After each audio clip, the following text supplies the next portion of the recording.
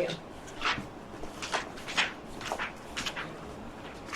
You learn all these things, you can start teaching that. You already gotta hear you, know what I mean, walk the shame, that's it. The bait, right, that's it.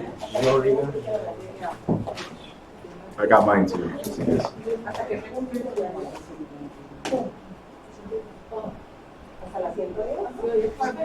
Ready? Yes? Yes. All right, so now we got practice exam B. Yesterday, practice exam A, 110 questions. How did that go for you guys? Did you guys count for them and see how many you had wrong? Decent? Well, you got 90 and I got. Yeah, for me, I'm just very disappointed on myself on the math Okay. point of view. So it's right there's 12 questions or 10 questions could be. 8, but okay. Yeah. So Good news, you still have 102 to go. So if math is a problem, you have no problem. Oh, wow. If everything else is a problem, then you got a problem.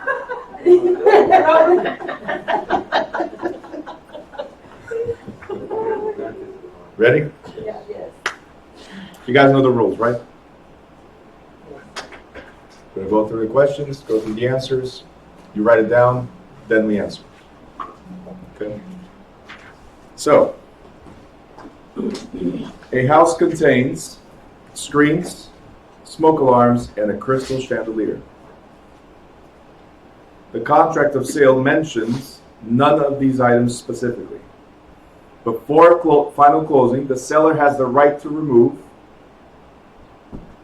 the screens because they're trade fixtures, smoke alarms which are personal property, the chandelier because it's an appurtenance, or none of the items. Write down your answer.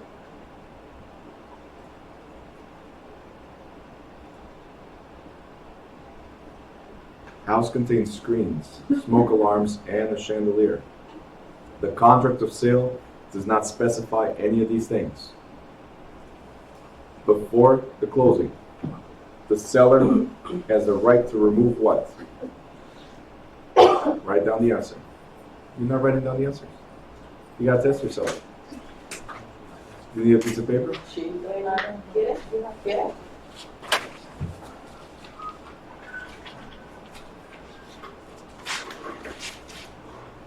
¿Cómo aprender si no lo escribes?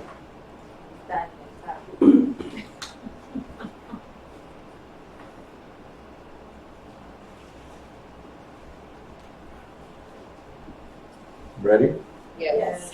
And the correct answer is D. D as in David, none of these items. Next. The amount of earnest money deposit is determined by A, state law, B, the broker, C, agreement of the parties, or D, local association of realtors. Write down the answer.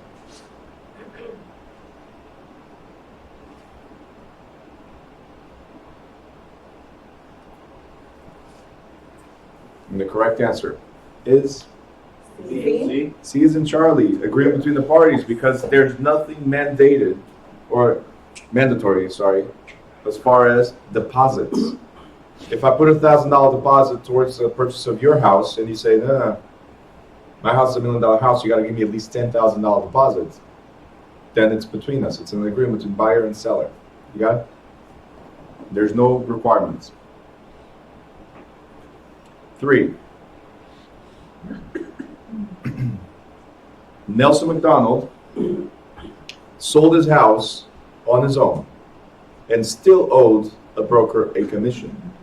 He must have signed what? Open listing, net listing, exclusive right to sell listing, or exclusive agency listing. Write down the answers.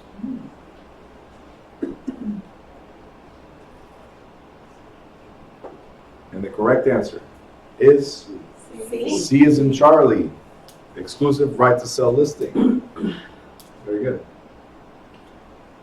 4. Which can be executed without subjecting the signers to further responsibility of title. So, which can be executed without making somebody else liable. Okay, in this case, the signers. Quitclaim deed, special warranty deed, or bargain and sale deed? Write down the answer. Which one relieves the signer for further responsibility? First question in your mind should be, who signs a deed?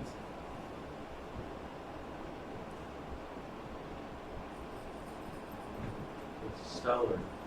Signs the deed. So they're asking, which one of these that once executed releases the seller from further responsibility? Write down your answer. And the answer is A. A, quitclaim deed. It's the one with the least protection to the buyer. If the question was which one has the most protection to the buyer, It's Warranty. warranty deed. There you go.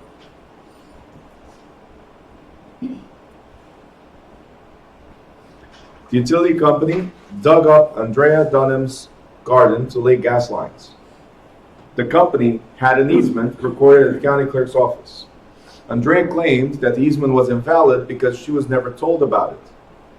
The easement was valid even if she had never heard of it, was valid only if the company could prove she knew about it when she bought it, was appurtenant, or had expired if it had not been used for 10 years. Now, before you guys answer, questions this long, what do we do with them? Skip until the end, but not today. All right? So, what's the answer? It's A. A.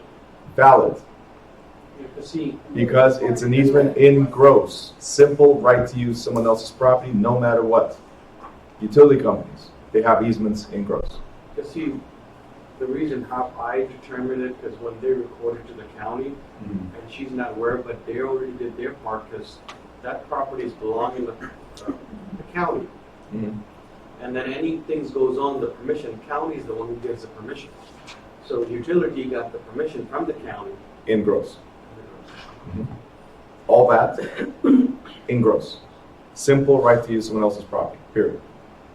But perfect thought pattern. Next, 6. When a court orders real property sold to satisfy an unpaid lien, the process is known as easement, encumbrance, attachment, or foreclosure. Write down the answer. The court is ordering the house sold to satisfy an unpaid lien. Lien is money, right? The process is known as, correct answer? D. D, foreclosure. Very good. Calculators. You had a feeling, I don't know, so. You already did this at home, huh?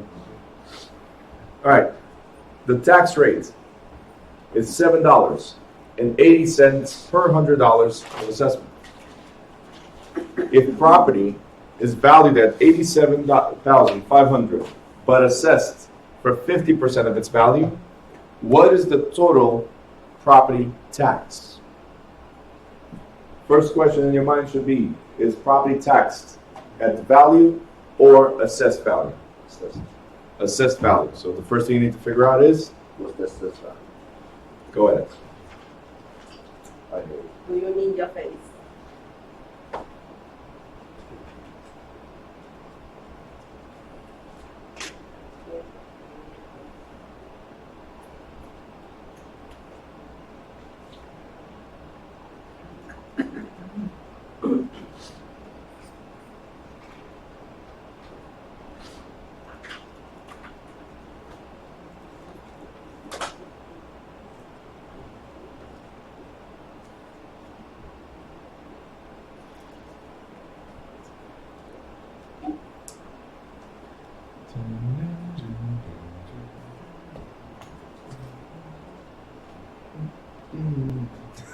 Game show music.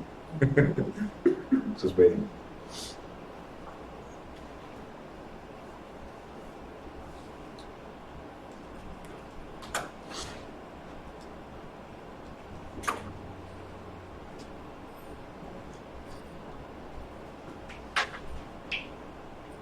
Thanks to last night's class, the January class is gonna have a game to do these.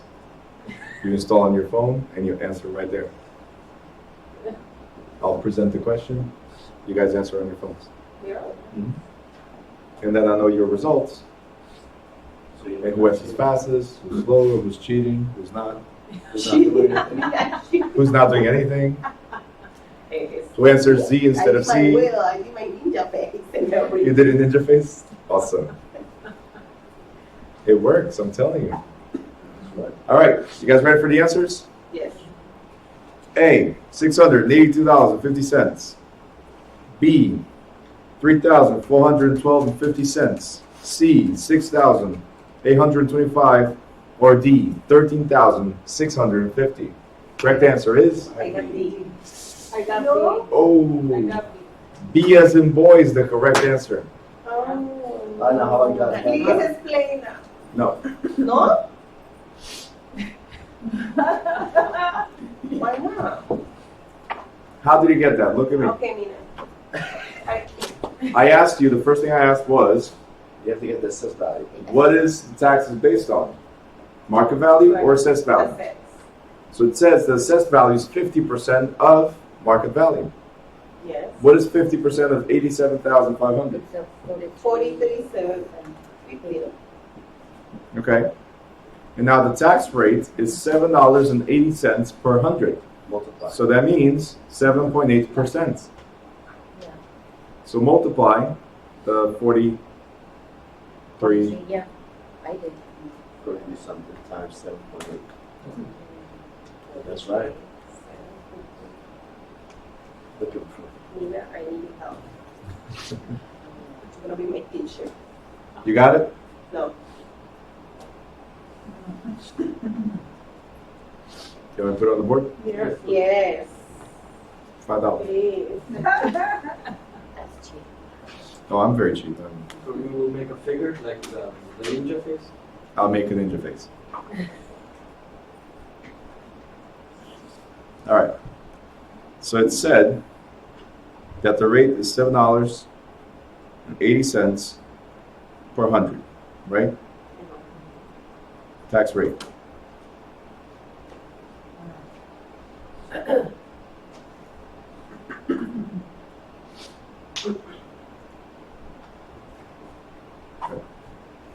Properties valued at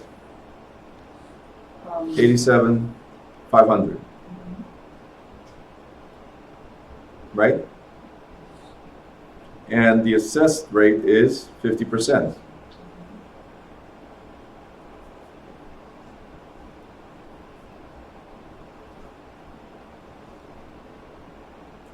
What is the tax bill? Yes? Okay. So the first thing we need to figure out is, as I said, the 50% value. So this is step number one. What numbers do we have? 87,500, right? And the 50%. And the 50%. That's, Right. Value. You multiply. And it's going to give you 43, right? Yeah. Okay. I'm sorry, it's morning, still a little slow with the math, but getting there. Step number two, now that you have the assessed value,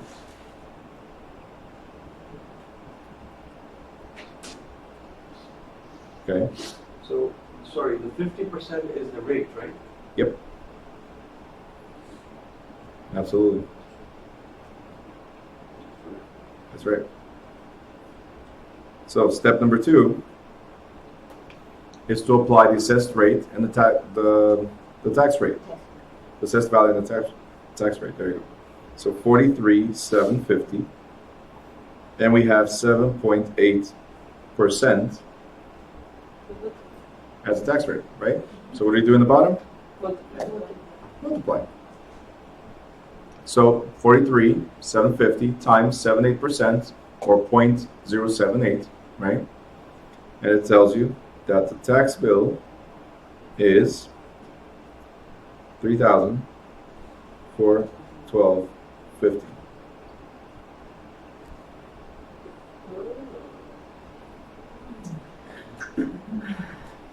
One step, two step. What if they ask you what was the monthly bill?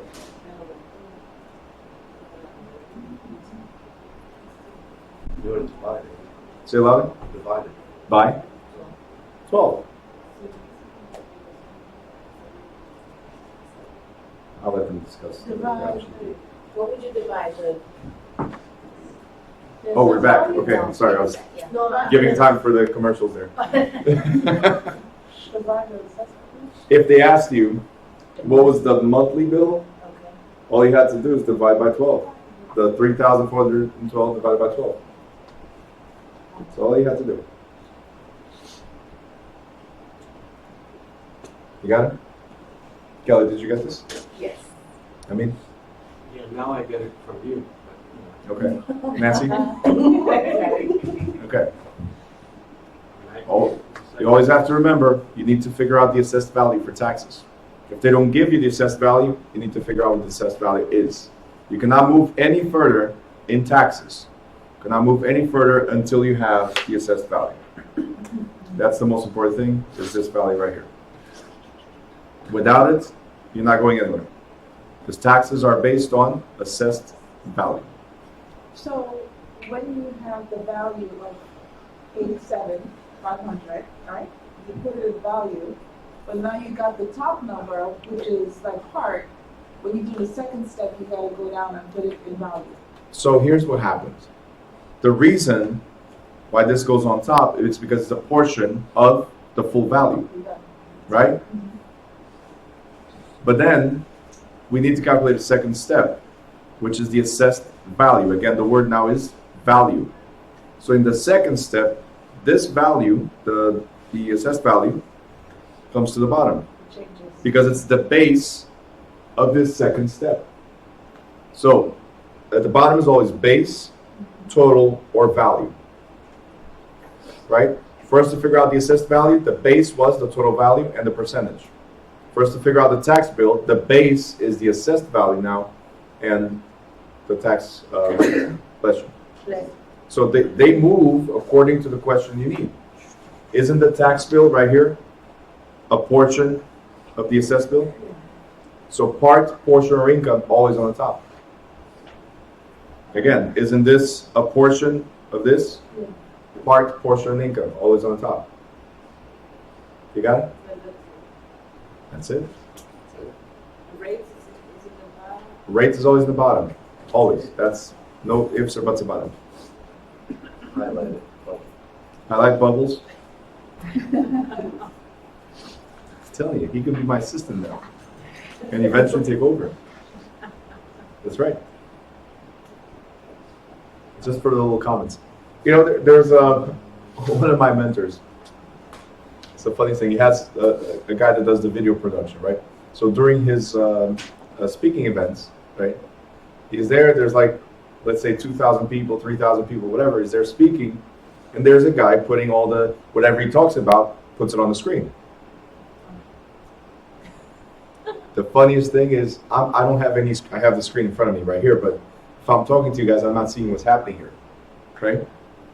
So the guy that does the audiovisual, he puts all these comments that that's right or something funny about what the speaker is saying, goes on the screen and he doesn't even know what happens.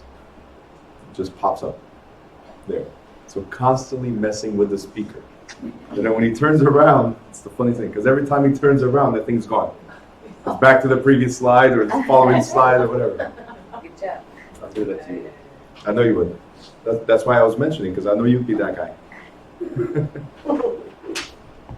Because if I was sitting and somebody else was speaking, I would be that guy. Anyway. All right, guys good with this one? Awesome. There's 110 questions, right? Roughly. Until 1:30. On the dot. All right. When appraising an office building, the appraiser is most concerned with accrued depreciation, annual mortgage payments, comparable sales, or net annual income. When appraising an office building, the appraiser is most concerned with office buildings. Do we have many sales? Office buildings. Can we look at income? Can we look at the cost of the building? What is most applicable or the biggest concern when it comes to office buildings? Write down the answer. But the appraiser should not have a concern about No. the net annual income. Okay, hold on. Don't speak. Remember, this is exam. You're going to write down the answer to what do you think it is. It's not a discussion yet. After your answer, then it's a discussion. Okay? So, write down your answer.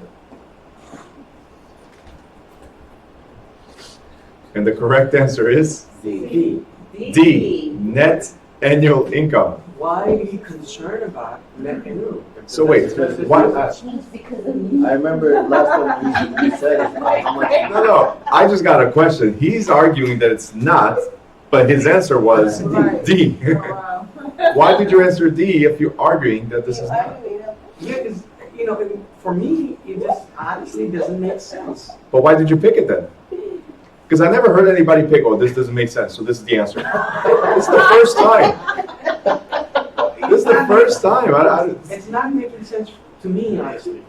And you know, because why would appraiser has to know the annual income? Okay, I'll tell you Well, why. he just want us to get confused, so. Right. he's confusing everybody, Yeah. that's what it is. Because No, now I'm I'm not. confused whether he knows this or not, and he's just trying to see if I say I just something want that'll to know be. the logic of this. Why did you pick it? Because I know that's the correct answer. How did you know that? This is what I wanted to know. Why I want to know how. Why is this? Okay, no, but I'm serious. Why do you feel that this is the correct answer?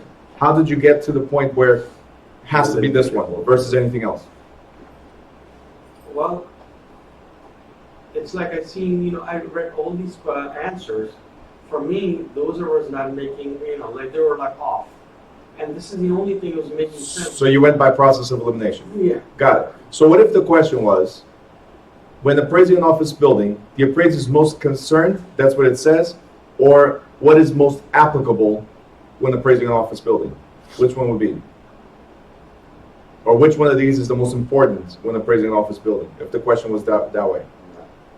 It's still net annual income, because there's three approaches to value. We have the sales comparison approach, we have the cost approach, and the income approach in chapter 16. The income approach, I told you guys, if the office is 100% occupied, we have the potential gross income, right? Then we expect vacancy because there are some office spaces that are vacant. So we need to figure out the effective gross income, what I can expect from this property. And then we deduct expenses. Depending on the expenses in this office, compared to the one next door, right, the office building compared to the one next door, this one has less expenses. That one has more expenses. So if this one brings $20,000 net, and that one brings $5,000 net, which one is worth the most? This one, because it brings more net income. That's the income approach. Now, why would we use the income approach versus cost or sales? Because it's an office building. How many sales of office buildings, comparable office buildings, do you find out there? Residential properties, 1 to 4 families, plenty. So sales comparison approach will be the correct one, right? So if that was the question for residential property, which one is most applicable? Would be C, right? Comparable sales. If they asked you for a school, which one would be most applicable? Well, there you're looking at something that's about cost, about the replacement or reproduction. But they're asking about office building or apartment building, anything that produces income. Is the income? No. Anything produces income has the income approach. And in the income approach, the only number that matters is the NOI, which is the annual net operating income. So the income determines the value of this building.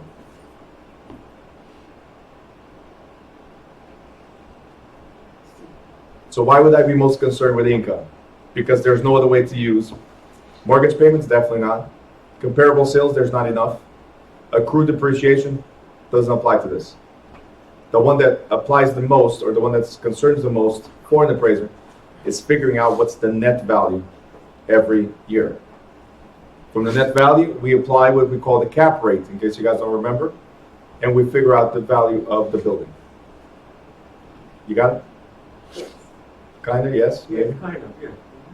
Okay, can we go from kinda to yes? Yes. No, what I meant is, if you're kinda, tell me where you kinda, so we can get to the, No, Yes. see, I'm probably, I'm thinking must be different way, because I'm like appraiser.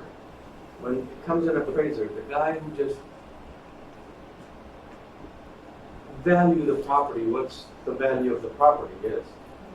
Appraiser is about the value, who looked at the property, if there's something wrong with the property, okay, you would devalue the value, and then, so the income of the property is raising the value up? yeah. Okay. No, actually, there's no other way to figure out value. You either go by comps, comparables, like the building next door sold for $1 million, so this one's worth $1 million. But it has to be an exact replica of this building, or very close to it. Have you guys been to the building next door? No. You haven't been there? It's a strip, right? It's not an office building. The building next door, this way, is Dunkin' Donuts in the bottom, a bank, and then apartments. Not comparable, right? It's not the same structure. It's impossible to use a sales comparison approach to value. So how do appraisers appraise anything? Based on, okay, it's X amount of dollars right now, let's say gold.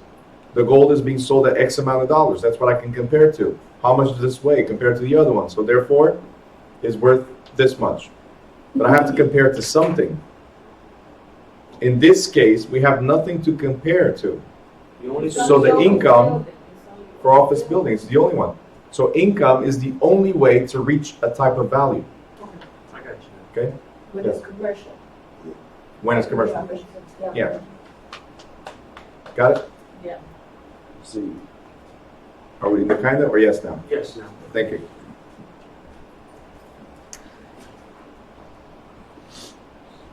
Nine.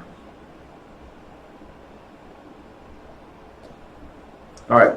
The borrower, no calculators. A borrower obtained, no calculators.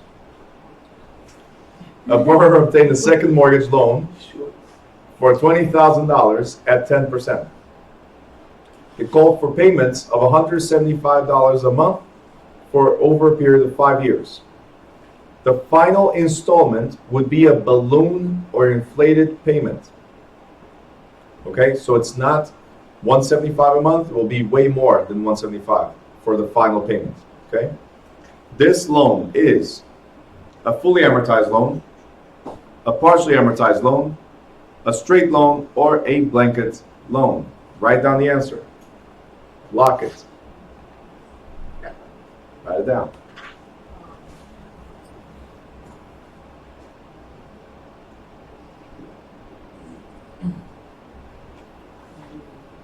You know why an app is good? Because it tells me how quick you answer. And if you're failing as you're answering quickly, that tells me what the problem is. That you're going too fast at it. So it's just a way to analyze where you guys are. So, correct answer is He is a Boston Cream. B as in Boston Cream. There you go. Partially amortized loan. Everybody got this? Yes? Calculators. You knew it was coming, I know.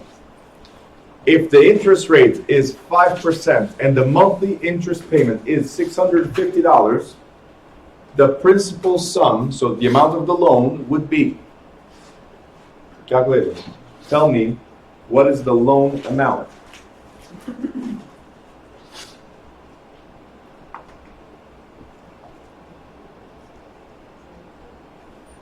I got it. Do you?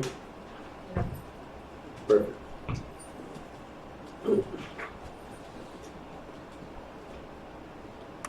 the answer is Well, No? Excuse me. In state exam, you don't ask the person next door, hey, is this the correct answer? We don't do that, so I'm sorry. I see here's the trouble. Okay. You're welcome. He even turned red. All right, More guilty. more guilty. Turn the red for. You guys ready? Yeah. Nancy, I mean, Yeah. ready?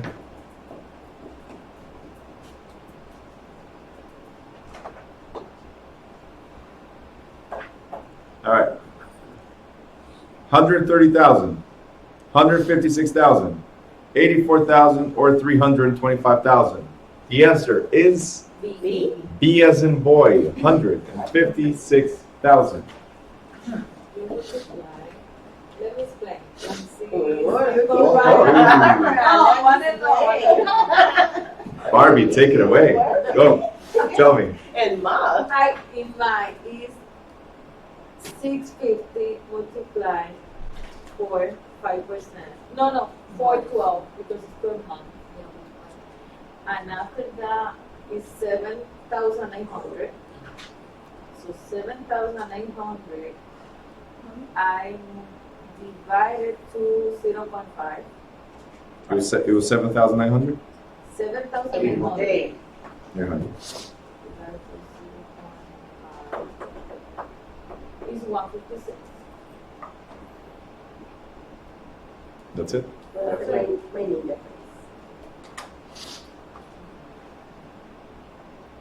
So, what Barbara said, we're trying to figure out value. We have 0.05, which is interest, and we have income. I'm sorry, expense. 7,800 divided by 0.05. The answer is 156. For me, it's even now. That's what it is. You had it monthly, so for you to figure out what's the principal amount. So the answer for this, the process is on page 195. If you guys use that in the book, page 195. There's an exact example of this, but it's the reverse. They give you the principal, and to figure out what's the monthly, figure out what's the, if they ask you how much went towards the loan. So 1, 2, 3, 4 steps. In this case, it's the reverse, because they gave you already the monthly. You got to go to annual, and then from the annual divided by the interest rate gives you the loan amount.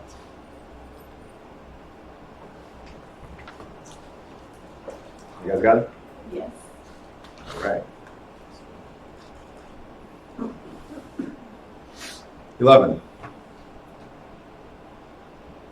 Ezra dies and devises his real property. Is that supposed to be divided? Devises. What does the word devise mean? It will. Leave in the will.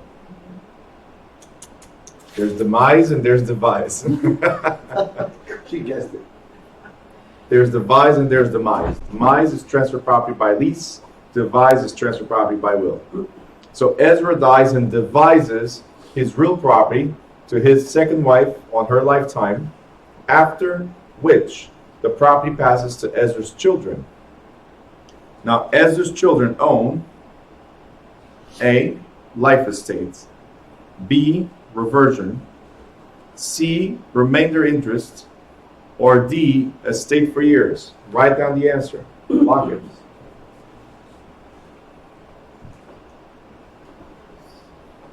Write down the answer.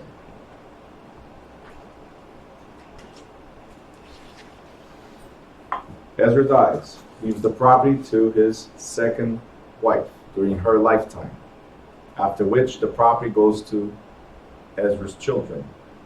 Not to the wife's children, not to Ezra, to the children. What do they own? The answer is C. C, remainder interest, because they're a third party named in the document. First party, Ezra. Second party, the wife. Third party, the children that received the property. Doesn't come back to Ezra. So, But if it's combined, it's gonna be B, right? It's yours by. Reversion. Additional. And she owns a life estate. If the question was that, what does she have? Estate for years? Not even a play here. 12. The prospective borrower decided to change the loan from an FHA insured to a conventional loan. So it went from FHA loan to conventional loan. In this situation, the lender must issue a new loan estimate, does not have to issue a new loan estimate, has to meet the original closing date, or is responsible for any delays caused by the change. Write down the answer. We went from FHA to conventional before the closing. That's what it says, pretty much. Before the closing, we changed from FHA to conventional. What must happen? Lender must issue a new loan estimate, does not have to issue a new loan estimate, has to meet the original closing date, no matter what, right? Or is responsible for any delays caused by the change. And the correct answer is A. any changes? Any changes to the loan trigger a new 3-day period. Very good. Looks like you guys were paying attention in class. You already know. Not bad. All right. It was all the fairy dust. The market data approach. Market data approach is most important. Most important instead of most concerned. Most important in appraising what? A church, older residence, apartment building, or newly constructed residence. Write down the answer. Lock it. Don't change answers. Just answer, lock it, go with your gut feeling.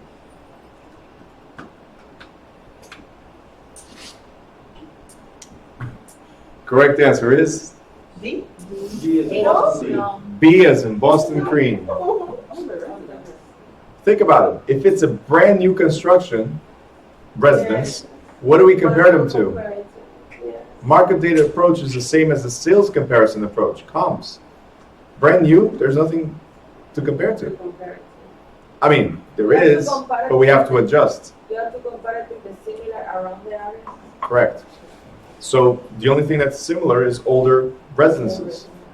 You got it? Yes, now I got it. Okay, good. 14.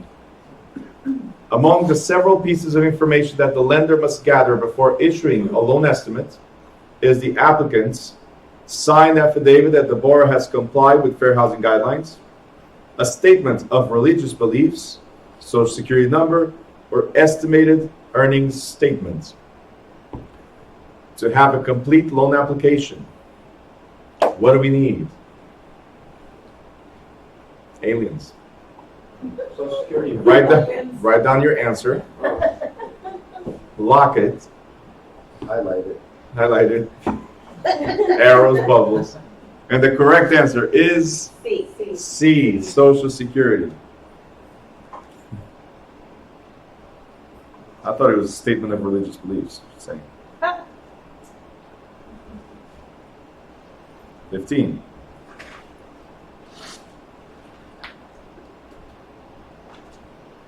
Broker Bensley listed the Corwin's property. His salesman, Sandow, accepted a check for $5,000 as earnest money with an offer. Sandow should take the check and give it to the Corwins, hold it until closing, give it to Bensley, or deposit in Stan's special escrow account. Write down the answer. Look at this. Correct answer is C. C. give it to the broker, Bensley. Who wants to do the exam now? Me.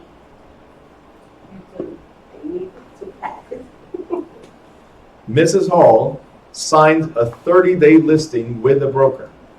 30-day listing, so 1 month listing. The next day, she was killed in an accident. The listing was then invalid unless her husband ratified it, still in effect for 29 more days, binding upon her heirs if services have been performed or terminated. Write down your answer. Sign the listing agreement. Then one of the parties dies. What happens But he signed to... it with her. Mhm. Yeah, but she's no longer here. So the correct answer is D. terminated. That's one of the reasons to terminate listings. That's in chapter 3 and in chapter 10. One of the ways to terminate listings is, unfortunately, one of the parties died, so null and void. So, Okay? What did you answer? Binding? You answered C, right? because she signed it with her own. Yeah. But if it's one of the parties dies, it's a reason to terminate. All right. A widow received ownership of the family home for the rest of her life, with title going to her children on her death. I think we kind of answered one like this before. She owns a life estate, leasehold, remainder, or easement. It's asking about the widow, not the children, not the seller. Asking about the widow. Write down the answer. And the correct answer is Life state? life estate. The rest For the rest of her life. You guys know that state exam you have up to 4 hours, right? Yesterday we did the class in 3.5 hours. We still had break, we still had jokes, we still had conversation. So that shows you that you can do this in less than 2.5 hours. That's what I assume to be like the most for you to take in the exam. More than that, it's you changing answers. All right? So, just read at the same pace that I'm reading, analyze the questions like I'm analyzing, and there's no reason not to pass. Now, under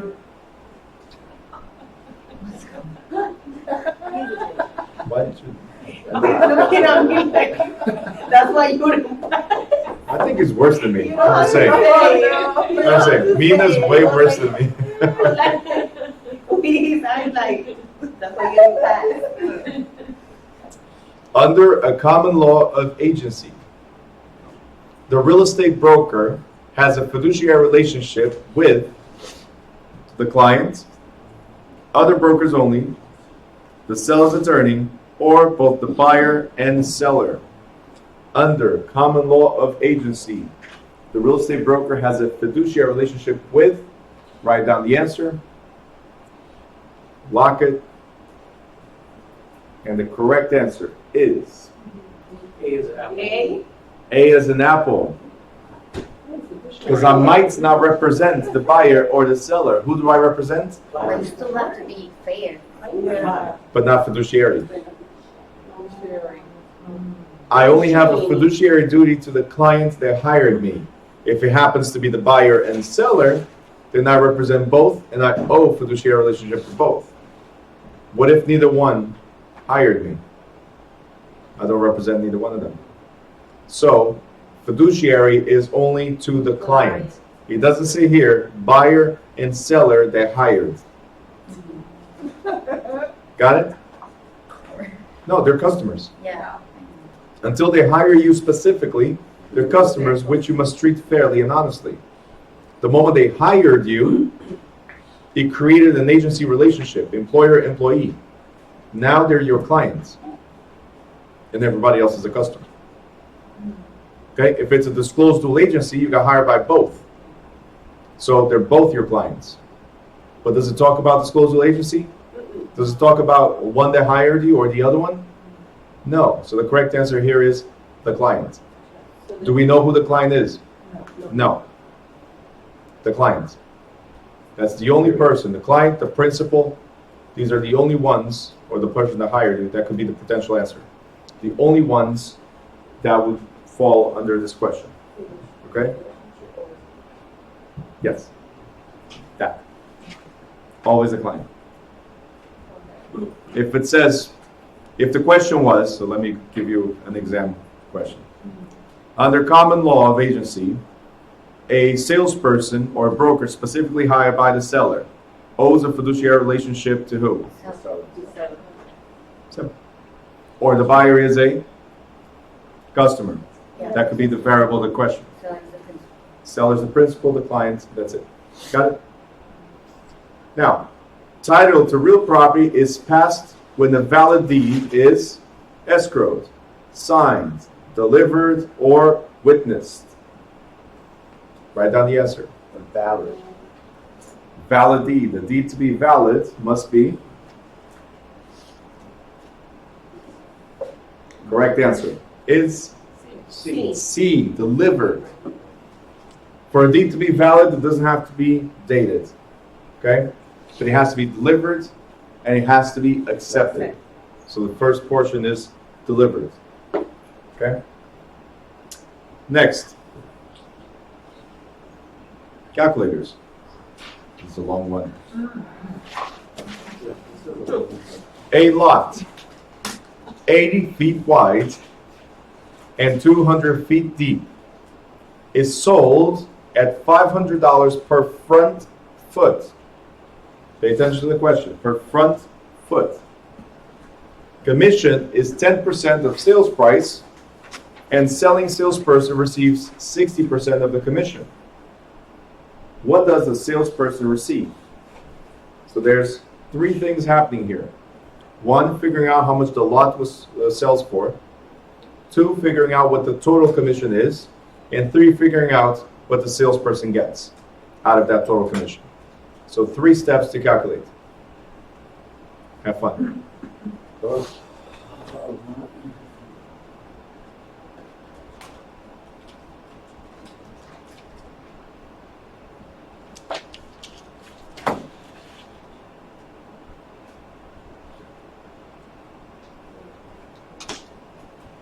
You got it? I got it. To you? I didn't even start.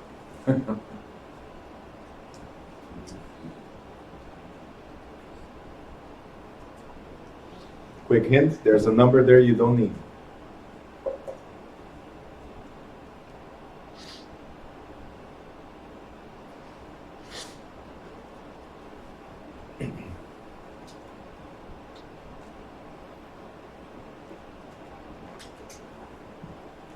A lot 80 feet wide and 200 feet deep is sold for $500 per front foot. Commission is 10%. That's how much the salesperson, the broker gets. Salesperson gets 60% of that. What does the salesperson receive?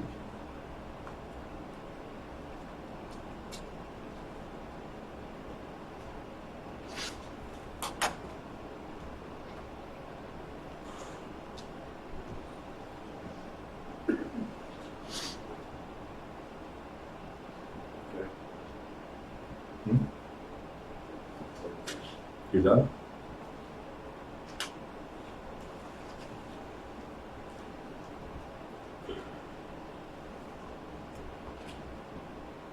Ready? Is it $1,600, $2,400, $4,000, or $6,000? Correct answer is, B. I had A. how did you get A? B. Correct answer is B as in boy. How'd you get? How did I get that? So, first of all, I said it was per front foot, right? The lot is 80 wide by 200 deep, or length if you want. Then we said it's $500 per front foot, which means width. Okay? Then it says 10% commission to the broker, because that's the total commission. And then 60% of that to the salesperson. Right? The question is, how much money should the salesperson get? So, first part of the question is $500 per front foot. Front foot means width, therefore 80. You multiply $500 times 80 equals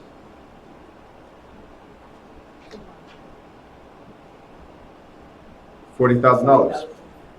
Correct? This is the sales price. The broker receives 10% of that. Now, I can do the steering wheel here if you want, or just go straight to what we need, because it's $40,000 times 10%.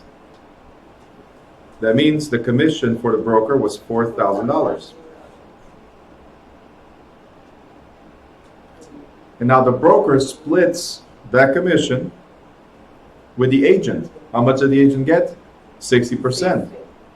So the $4,000 times 60%, the numbers are at the bottom, and it gives you $2,400 to the salesperson. Yes? Do you use the wheel or the square? One number here is not needed. So the square wouldn't matter here. Because we're not asking for the area. That's why I emphasize front foot. Front foot is the frontage. So there's a number here that we don't need. And that number is? We don't need this. Oh. They're not asking what the area of the lot is. Now, if they said it sells for $500 a square foot, then the area would come into play. You need to calculate the area.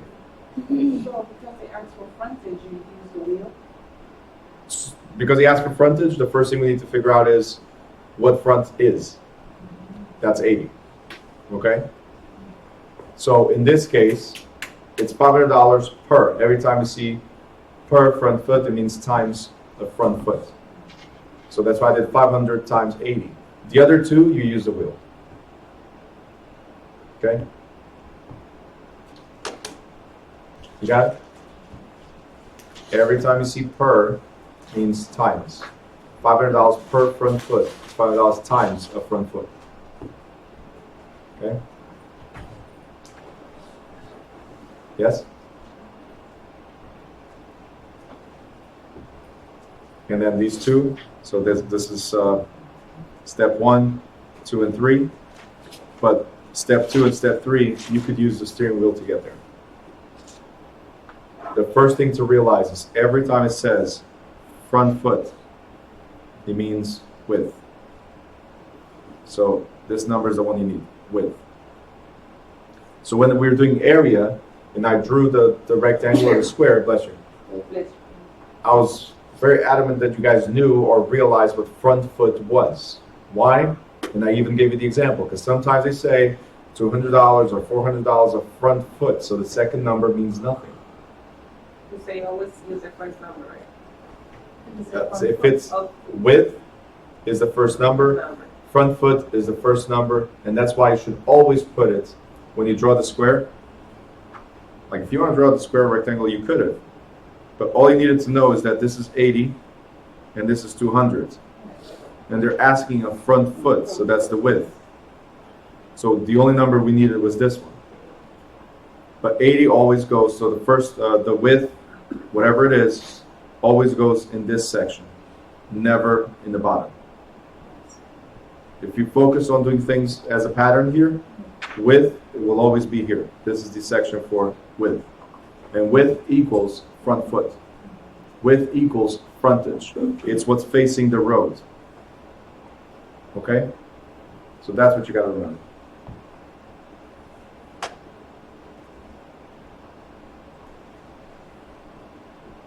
Good? 21. So the answer for number 20 was B. Yeah, 2,400.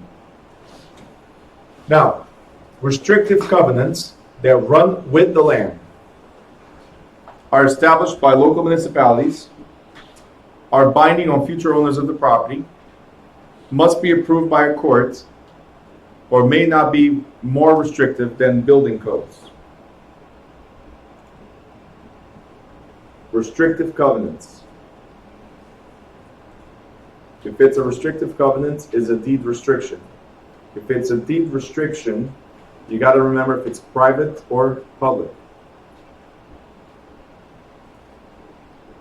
Write down the answer.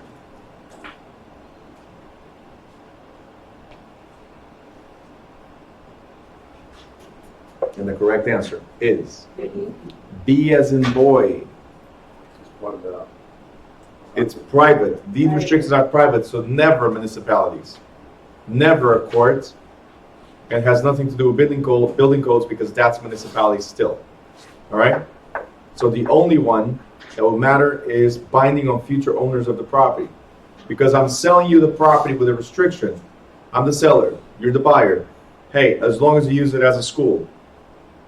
That means that if you want to get rid of it, a new person that buys can only use it as a school. So the restriction was placed by a private party. I'm selling to you as long as there's no alcohol on the land. Remember the grandfather, the grandson? That's a deed restriction. Subdivisions. I'm selling to you as long as you keep it as 2 acres. No less than that. These are deed restrictions placed by the seller, not by the municipality. Okay? 22. FHA and VA and FHA mortgages are notable for their subsidized payments, prepayment penalties, adjustable rates, or low down payments. Write down the answer.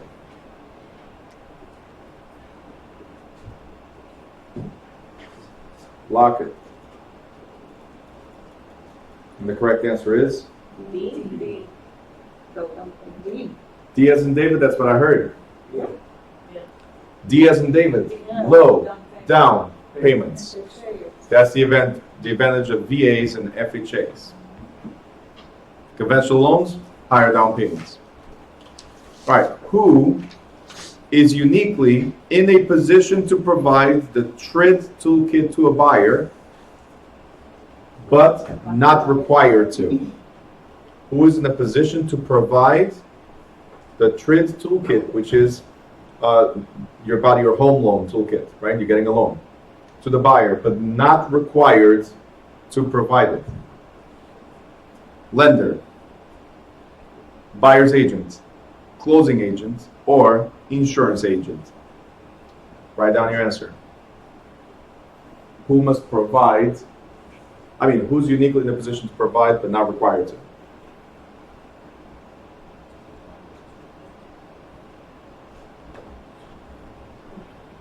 Because it's a loan, I think it's the insurance agent.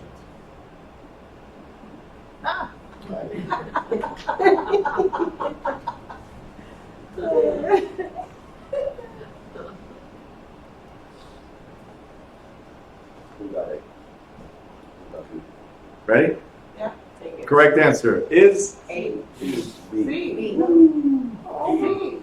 C. B as in Boston Cream. Buyer's agent. See, the lender, so A for you guys, the lender is required to provide the TRID toolkit. The question is, who's not required? A closing agent, I'm going to give you information on the loan at closing? No. But a buyer's agent, you represent the buyer. Hey, Mr. or Mrs. Buyer, before you move forward in getting a loan, here's your home loan toolkit. It talks about points. It talks about protecting yourself from downfalls. It talks about shopping for various lenders, right? It's something that you guys should know and present to your potential buyers so they're aware of the true cost of financing and the process of financing. Lender is required to provide, but not required to explain.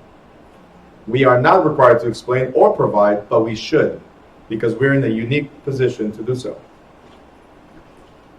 Yeah. Chapter 14.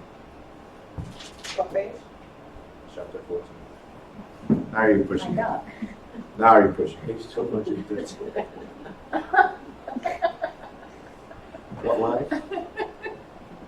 It's actually on the right-hand side. It's on page. Like, All right. Private restrictions. 10 lines.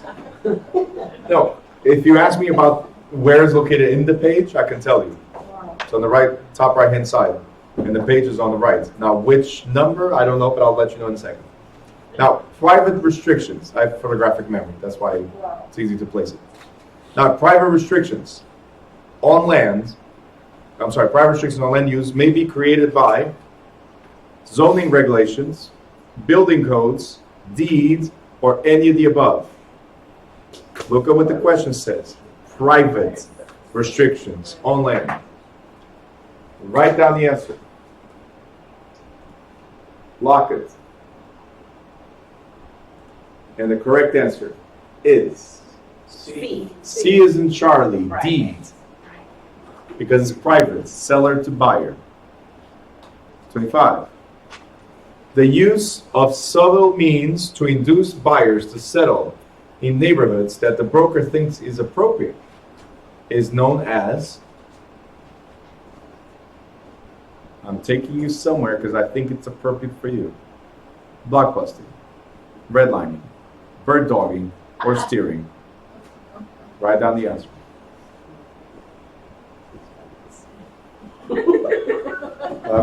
He's like, No, I didn't. And the correct answer is A. D. Ooh. D. Take off. D. It's D. Blockbusting is scaring people into selling. Subtle means to induce buyers is steering. Remember, blockbusting is for sellers, steering is for buyers, and redlining is insurance or mortgage, refusing. Okay? The question talks about buyers. Immediately, steering. If it talked about sellers, immediately, blockbusting. Okay? If it talks about mortgage or insurance, refusing, redlining. And bird dogging, not in today's class. Bird dog means, yeah. 26. A mortgage broker usually offers what service? Handles closing procedures, brings borrower-lender together, provides initial funding, or sells mortgages on the secondary market. A mortgage broker offers what service? Write down the answer. Where's Betty? Let's not start this. It's too early. We're still on 26. Write down the answer. And the correct answer is, Boston cream. or Betty. Betty brings the Boston cream. 3 B's. 27. A broker receives a commission only if she produces a buyer for someone else before someone else sells the property. She is probably working under what type of listing? Open listing, net listing, exclusive right to sell listing, or exclusive agency listing. I only get paid if I bring a buyer before anyone else. Doesn't say before the seller, it says anyone else. Yeah. Write down the answer. And the correct answer is A as apple. A as an apple. It's an open listing, it's an open relationship. That means we're dealing with plenty of different brokers. If it's said before the seller brings a buyer, then it will be exclusive agency. Okay? 28. Investors will sometimes borrow money to make a real estate purchase. This practice is called bulk transfer, exchange, leverage, or pyramiding. Write down your answer. I will borrow money to make a purchase versus putting all of my money into it. I'm borrowing money.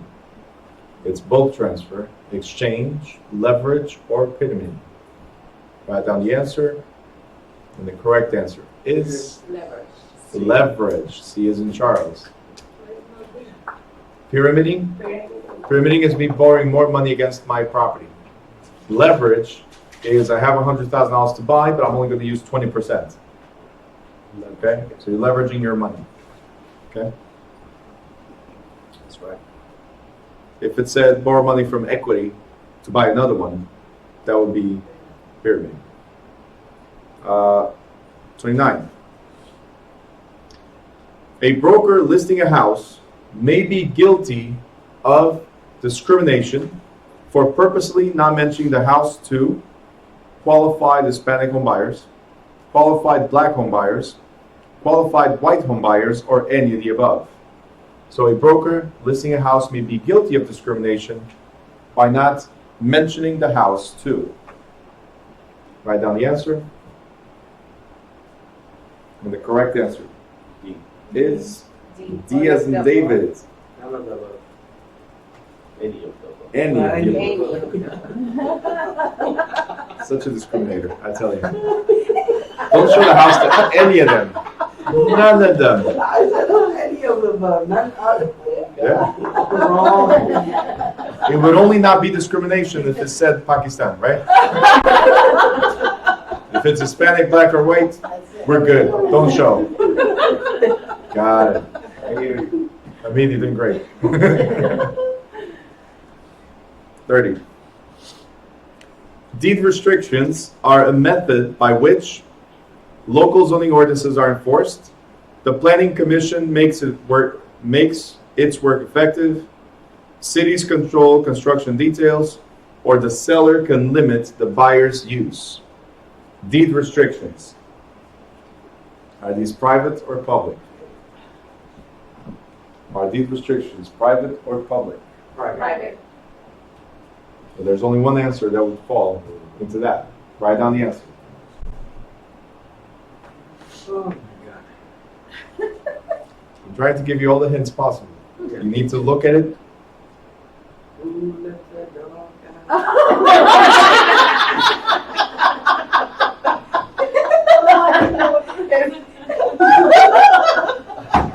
Need a break. I can't do it, seriously. He's good though. He's good. He is, but we're like 25 questions behind. So correct answer is D as in David, because it's the seller. Yes. Which of the following exceptions is not allowed under New Jersey fair housing law? Certain types of housing may be restricted for members of one sex. Homeowners may discriminate when selling their own homes. Religious organizations may discriminate on the basis of religion.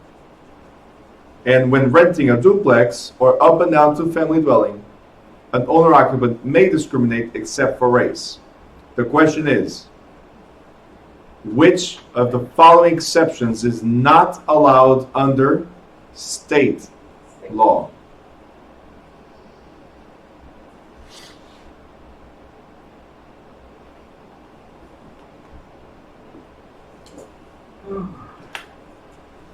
Stop.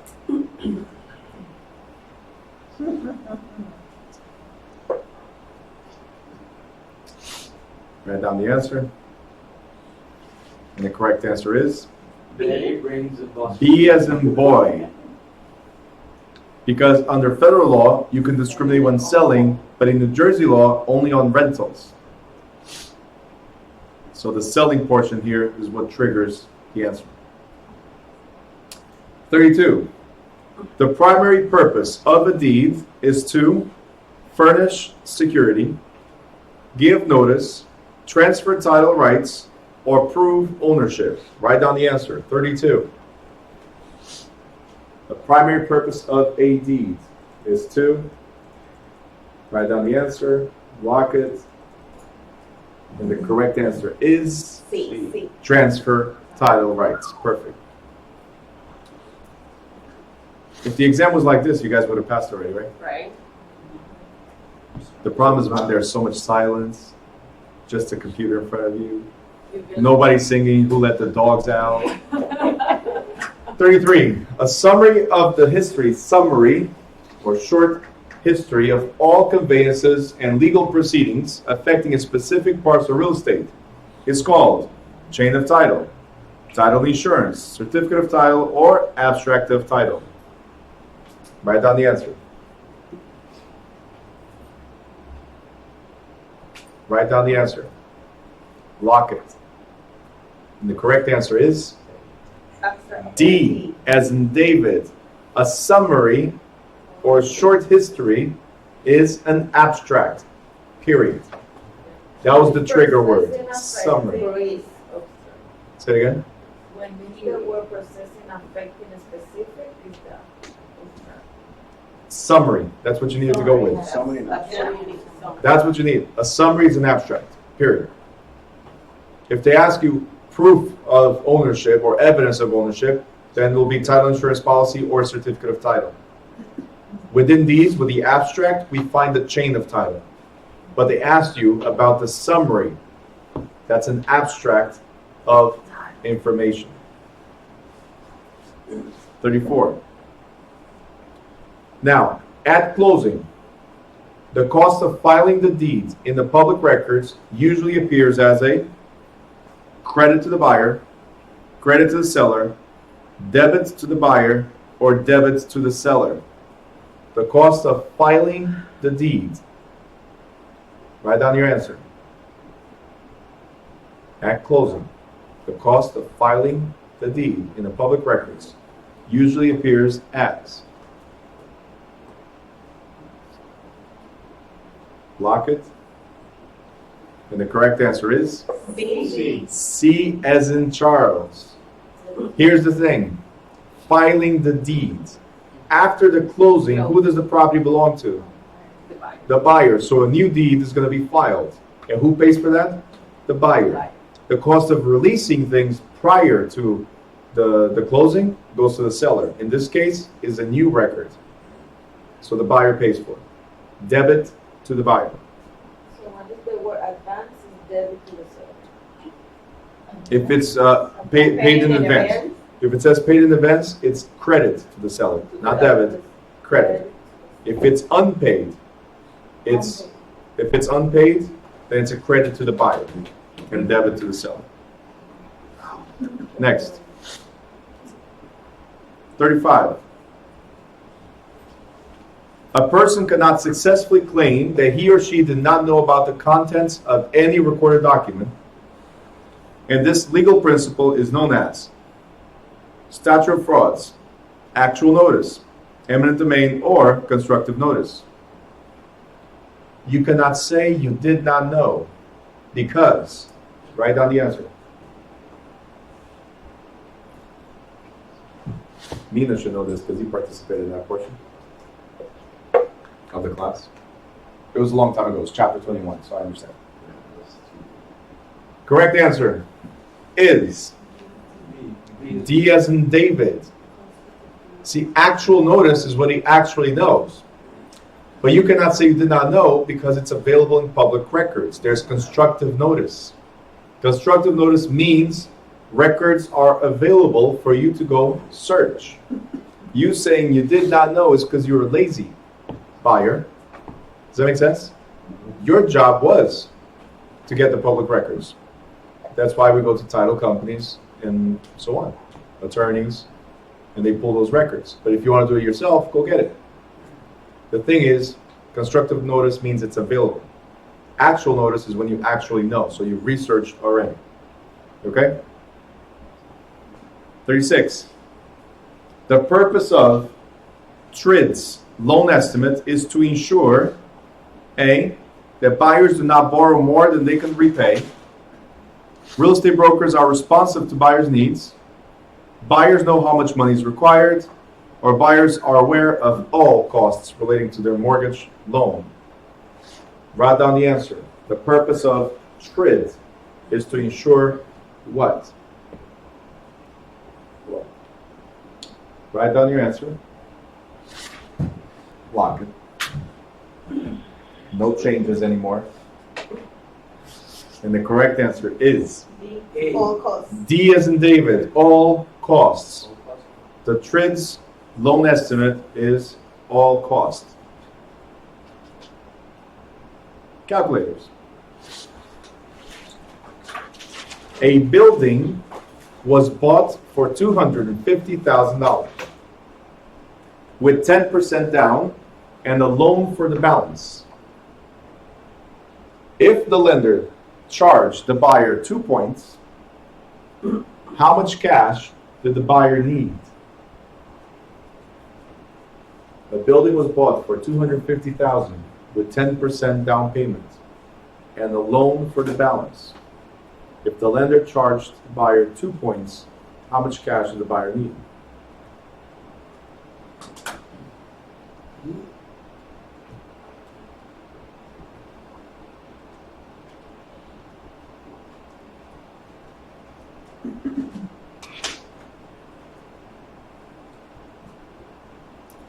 They need the down payment plus the 2 points. It's the same. What's the 2 points?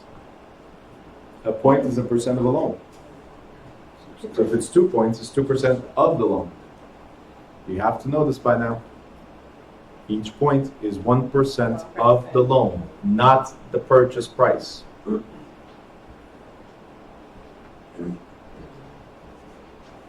That-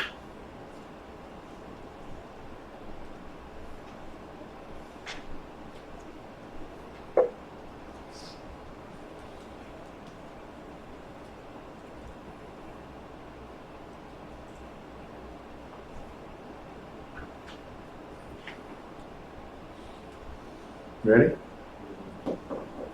Is it $20,000, $22,500, $25,000, or $29,500? Correct answer is. You're a serpent? See? Nope. D. D as in David. Yeah. C is the down payment, but they're not asking down payment. They're asking how much cash they need to bring, which is down payment plus points. Yeah. You forgot the points. Yes. What happened, Kelly? What's that face for? You didn't get it?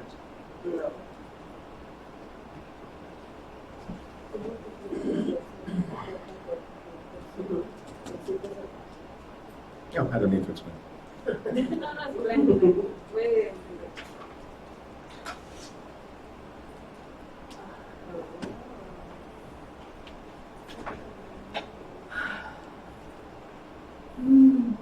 $250,000 purchase price, right?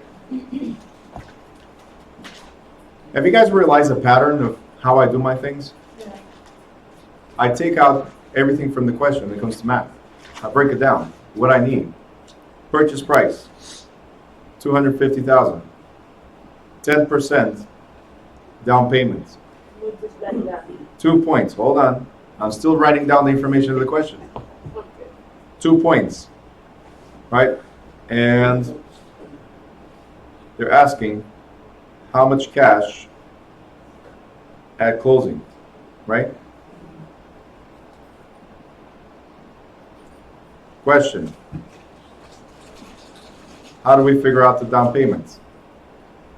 200,000 times 10%. All right, so this is step one.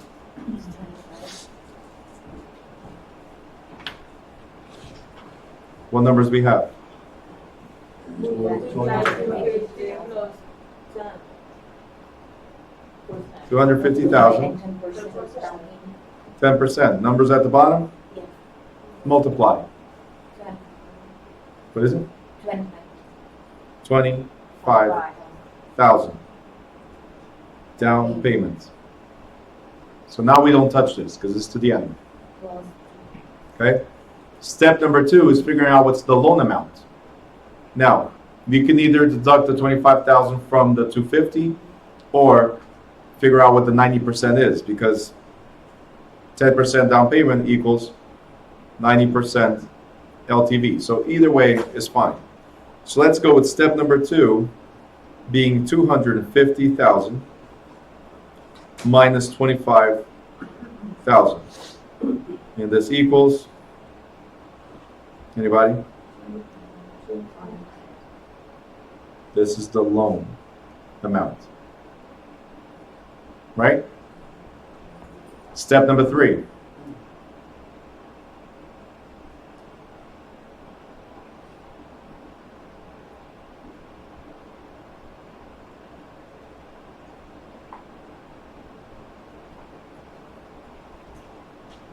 What do we have? We have, what is it? 2 points, which is 2%. It's 0.02. Or 0.002, yeah, 0.02. So what else do we have? The loan.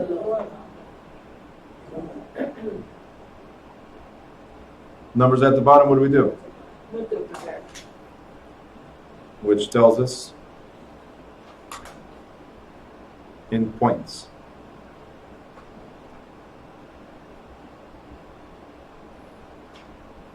Step number 4.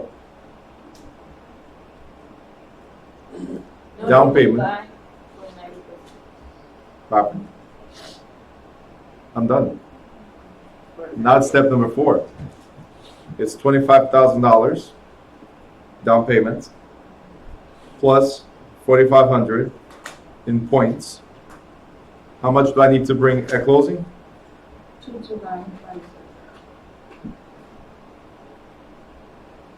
I divide 24,000 divide to 4,500 gets 5. This I do reverse 4 steps You divided what? 4,500 into what? into 24,500. Where'd you get 24,500? 29, it's not 29,500. You divide that? But why would you divide it? 29,500 is the end. So step number 1 is figuring out how much is the down payment. Set it aside. Step number 2 is figuring out how much the points are. Right? I'm sorry, figuring out what the loan is. Step number 3, figure out how much are the points. Because we need to come up with down payment plus 2 points. So once you got the $25,000 down payment and you figure out 4,500 in points, you just add the 2, and that's the answer. That's how much you got to bring at closing. Nothing else. These are our 4 steps. Down payment, loan amount, points, add them all. Simple. Okay? Here, that's all you need to do. No more divide. As soon as you got to 29,500, you stop. Okay? You just wanted to keep going, like, hey, this is a long one.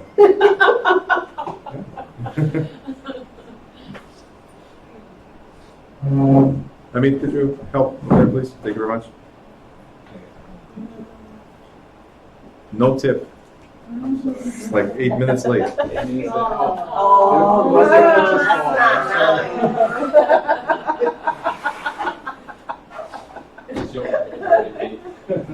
I already gave him the tip, okay? That's why he's late. Did they give it to you? That's why he was late. I already got the money. We don't care. Andrea's like, I already got the money. Why should I be on time now? Thank you, All right. Sorry, it's raining outside? Just a little bit. It's freezing, yeah. That's why it took long. The car driving up here. The traffic. Oh.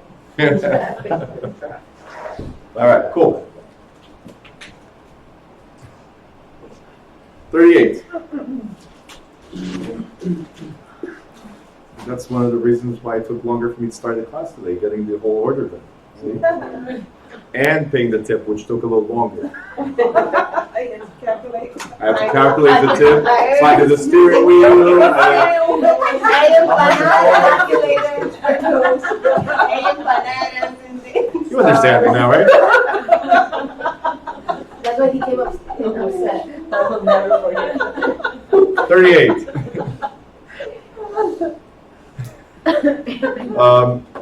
A mortgage loan payable in installments. See, now Hamid's not going to be able to process anything. Like the food's here. At 55. So let's Move forward.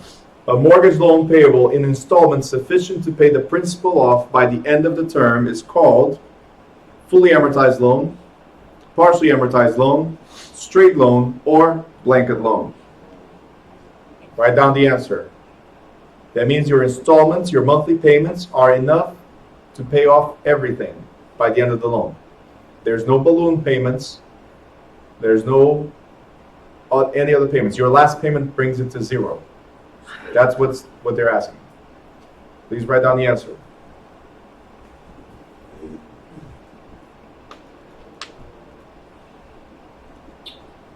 And the correct answer is A, fully amortized loan. In a fully amortized loan, your monthly payments are constant, and by the time you reach the last payment, the balance is now zero. They already say N. That's it. That's right. Stars, bubbles. Which of the following deeds contains no expressed or implied warranties? Bargain and sale deeds, quitclaim deeds, grant deeds, or warranty deeds? Write down the answer. No expressed or implied warranties or guarantees. Is it bargain and sale, quitclaim? They're all grant deeds, or warranty deed. And the correct answer is B as in boy. All right.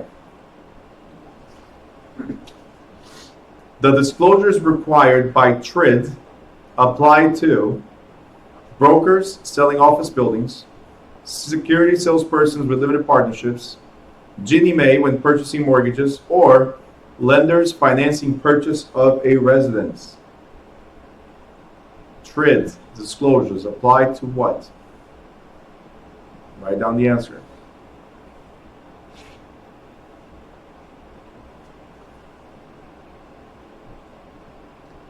Write it down. Lock it. I don't think that's the answer. Correct answer is D as in David, because TRID rules apply for the purchase of residential only. Okay? 41. A comparative market analysis is usually provided by appraiser, listing agents, lender, or closing agents. Comparative market analysis, CMA, comps, market data approach, is usually provided by appraiser, listing agent, lender, or closing agent. Write down your answer. And the correct answer is B, listing agent. Comps, comparative, market, analysis, comps. I only see the market analysis. What does it look Oh, like? Yeah. oh Market. my God. Analysis, listing it. Usually provided by. So sometimes they say in the question CMA, go back, please. No. Sometimes the question say, so when they do CMA, something is like, it's not appraisal. It's CMA is always listing agent. No. Well, the appraiser does the market data approach, which is similar. But they would ask, which one is the most applicable? Who usually provides the comparative market analysis? If it's just like that, CMA just like that, we do. Okay? If it's a market data approach, the appraiser usually does. Here, it's asking CMA, simply like that. Because CMAs are for free, appraisals are for a fee. So who provides CMAs? We do. Can I please move forward? Okay. Yes. 42. A legal action brought by either buyer or seller to enforce the terms of the contract is known as an injunction, specific performance, lis pendens, or an attachment.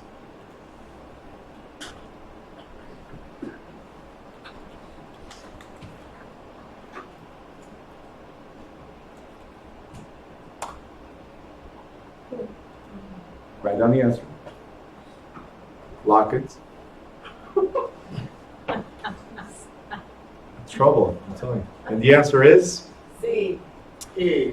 B. B as in boy, specific performance. Look, an injunction is an order by a judge. A legal action by either the buyer or seller to enforce terms. What is the term of a contract? That the seller is going to sell and the buyer is going to buy. So to force specific performance is to make sure that the other party complies with the terms. Okay? Lis pendens, C, is a notice in public records that there's a lawsuit pending. It's not a legal action, it's a notice. And attachment, definitely not. Okay? 43. To avoid possible violation of antitrust regulations, one should avoid any discussion of commissions with a competitor, other associates in the office, potential listers, or anyone. To avoid violation of the antitrust regulations, we should not discuss commissions with who? Write down the answer. And the correct answer. Lock it down. A. B. Correct answer is B. A. Yes. The Sherman Antitrust Act is about creating monopolies or creating standards, right? If I'm telling the office, the other associates in the office, say, hey guys, you guys are in my office. Guys, this month, let's try to push for 7% commission. Every listing comes in, push for 7%. Within the office, no problem. We go across the street to the competing office and we mention it to them. Guess what they're going to try to do? Set a standard as well. That's the problem.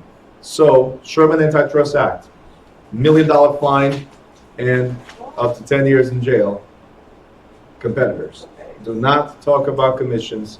Oh, my office charges this. No. Cash flow means I like that one. the amount of money flowing into and out of a property. Bookkeeping function accounting for each day's money. Total remaining money after the expenses have been paid, or taxes, mortgage payments, and operating costs. Cash flow means, write down the answer. You hear me? All right, great. That's why I speak a little louder, as I said. Correct answer is C. C as in cat. Total remaining money after the expenses have been paid. It could be positive or it could be negative cash flow. Hopefully, it's always positive. 45. We're only 10 questions away from lunch. The town. More? I'm sorry? 10 more? Mm-hmm. This is a 55 plus class. The town allows construction on a quarter-acre lots. One subdivision has a restriction for at least, there's something missing here, 1 acre lots. Which statement is true? You can write one.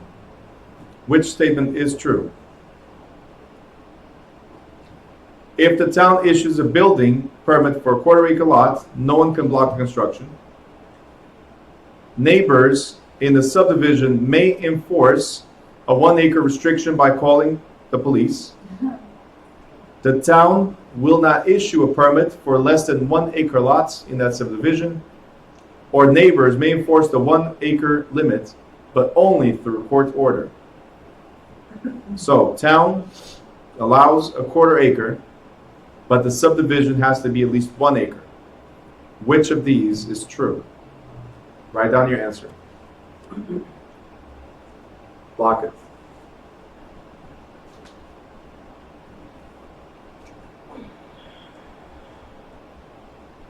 And the correct answer is? Court order. D as in David. Court order. That was the court order. Look for the one that says court, because we cannot call the police, Hamid.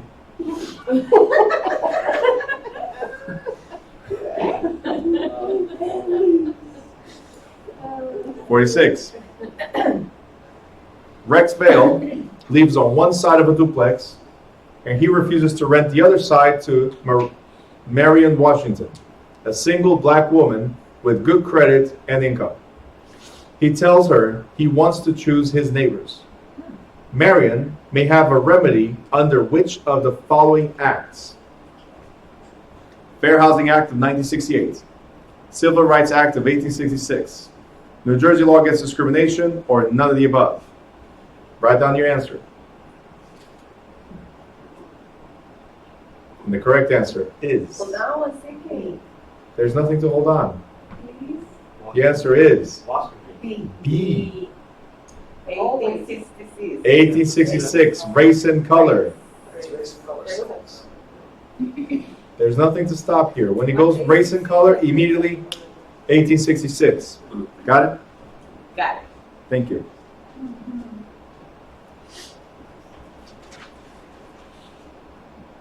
$47. Another variable of the question, Evaluation of a large office building. Which approach is given most weight? Cost approach, income capitalization approach, market data approach, or all have equal weight? Write down your answer. When in the valuation of large office building, which approach is given the most weight, or the appraisal is most concerned with? That was a question earlier, right? Write down your answer, lock it, and the correct answer is Boston. B as in boy, income capitalization approach. 48. A broker must pay Social Security taxes and workers' compensation and unemployment insurance for all associates, part-time salespersons, independent contractors, or employees. Write down your answer. A broker must pay Social Security taxes, workers' compensation, and unemployment insurance for who? Write down the answer. And the correct answer is Employees. D as in David, employees. Very good. You guys so hungry that this is going fast. The fiduciary duty forbids a listing broker. So before we go any further, listing broker represents who? Seller. Okay.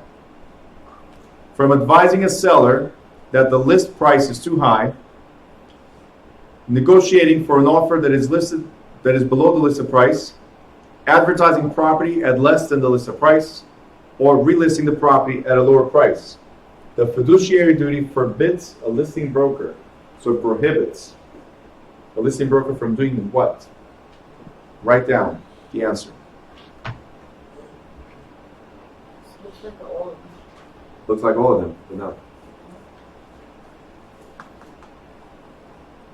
As a fiduciary duty, should I not advise you that the price is too high, the fair market value is X, you're asking for Y? No. I should advise you. It's my duty to help you understand the true value.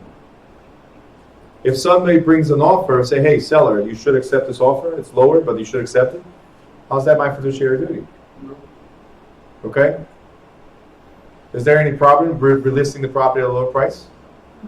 No.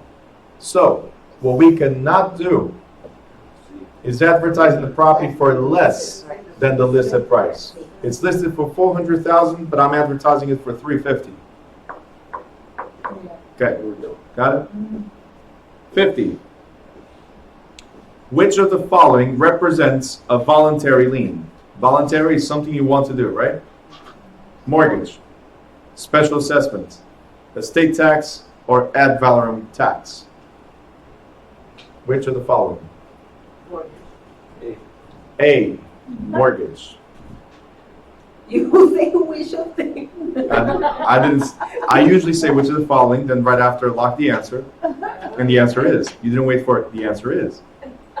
She's hungry. No, I want to call my baby. 51. Oh. What happened? I want to call my baby. You want to call your baby? Okay. The lady upstairs We're is taking care 4 of me. questions away. A house sold, calculators. A house sold for 157,000. The broker charged a 6% commission and divided it as follows: 10% to salesperson Alan, who took the listing, and the rest divided equally between the salesperson Betty, and who has made the sale, and the broker's office. What was Alan's commission?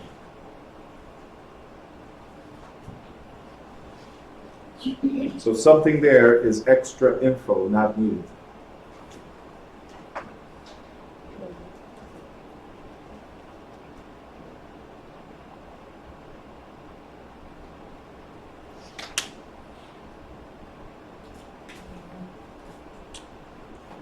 There's a lot of words, but you only need a few.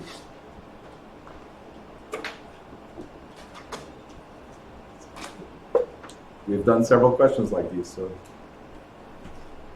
you should be ready.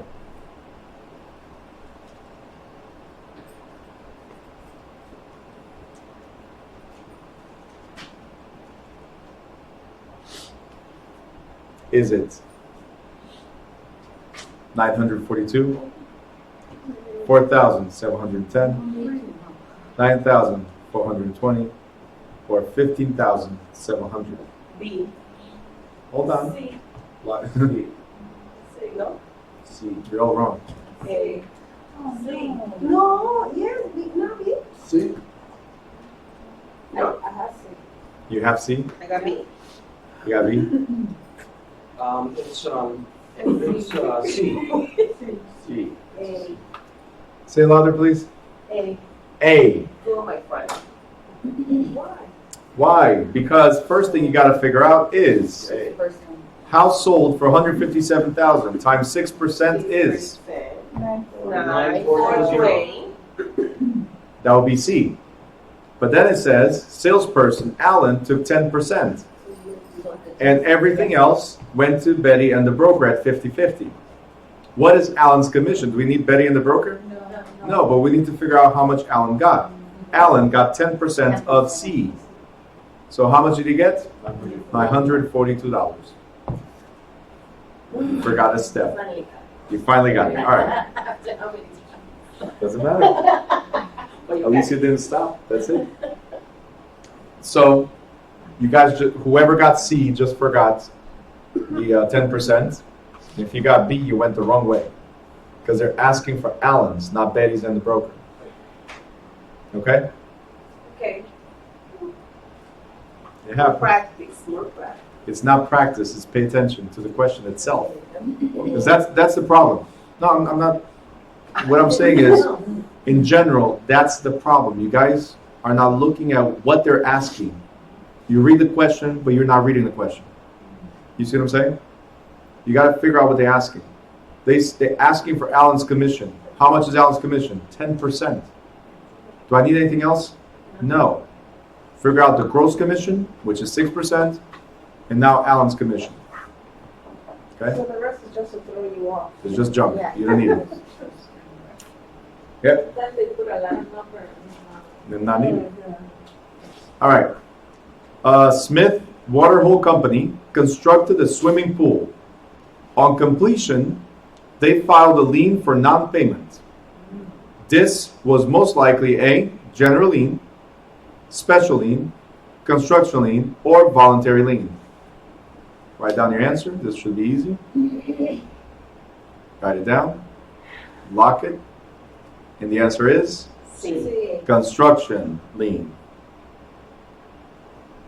53. Almost there. The term leverage refers to the movement of the people, as Bob Marley says. There are certain words that just trigger stuff. I got the movement. Okay. So the movement of the people that enhances value in the area. I understand you, honey. The use of borrowed money to finance most of an investment. Using influence at the bank to make a loan. Leveraging your influence, right? Or measuring the impact of cash flow. 53. Write it down. And the correct answer B. is B. B as in boy.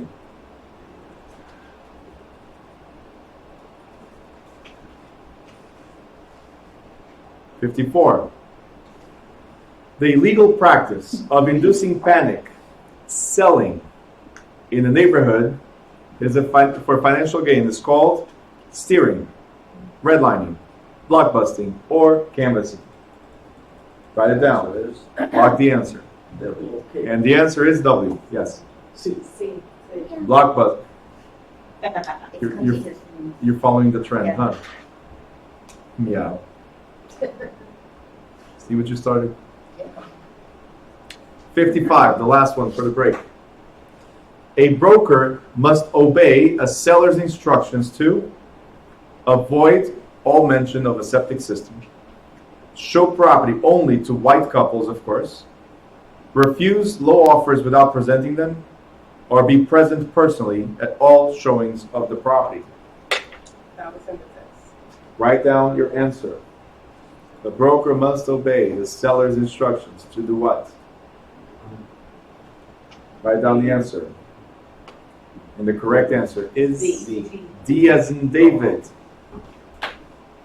Everything else is illegal. So unlawful instructions. All right? Run. Whoever's at home.